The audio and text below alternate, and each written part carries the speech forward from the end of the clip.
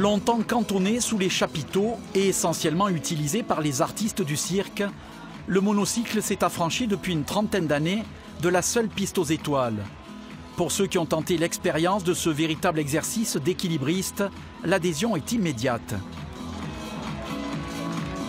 Déjà, il n'y a pas tout le monde qui en fait, et puis c'est bien, c'est convivial, et il y a une bonne ambiance, et après, c'est cool d'en faire.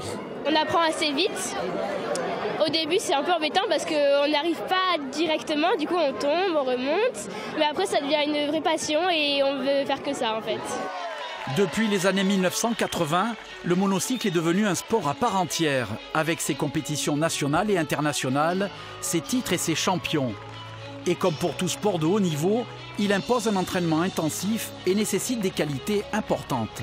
C'est vraiment une question d'équilibre au niveau de la ceinture abdominale.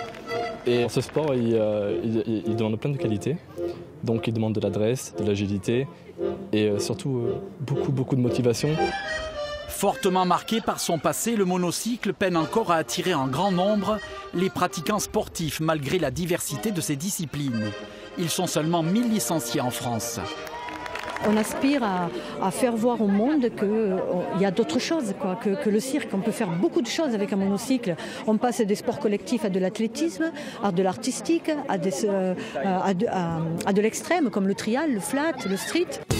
Pendant 4 jours, les 300 monocyclistes, parmi lesquels des champions du monde, vont concourir dans une vingtaine d'épreuves différentes, artistiques ou techniques, individuelles ou collectives.